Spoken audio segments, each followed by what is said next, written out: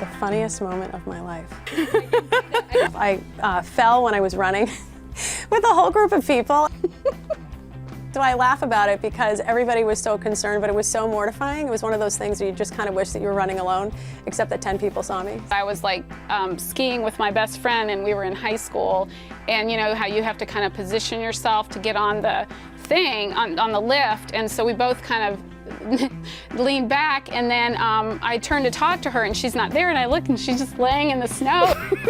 She had positioned herself halfway off the chair, so little did I know, like, I'm safely on the seat, and she just like got bumped to the side and was laying in the snow, and so then like I was just like, I'll see you in a little while, and you know, I don't think she laughed about it as hard as I did probably, but it was a great moment. It was fun to observe. My dad was pulling apart an old deck because he was going to replace it with a new one. And so my mom was there with the other neighborhood moms, and all us kids are playing, and my mom yells out to him, "Should you be pulling that apart while you're standing on it?"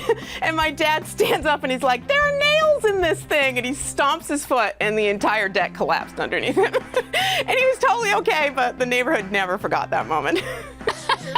I have a whole bunch of comedians in my family, but I would say my two boys, my oldest and my middle guy, are pretty quick on their feet. Oh boy, my kids are all funny in different ways. They have their dad's wit. They're a little bit sarcastic, but not mean. Well, sometimes they can be a little bit mean. I think my son Steven, who's newly turned 13, he's hilarious in just a very understated way. He'll say little sarcastic comments that other people might miss, or he'll say things under his breath, and he notices the details about things and always has a way of putting it in a funny light. Charlie Balducci. He's the biggest handful too, but he's awesome, but he's a pistol. I can see why.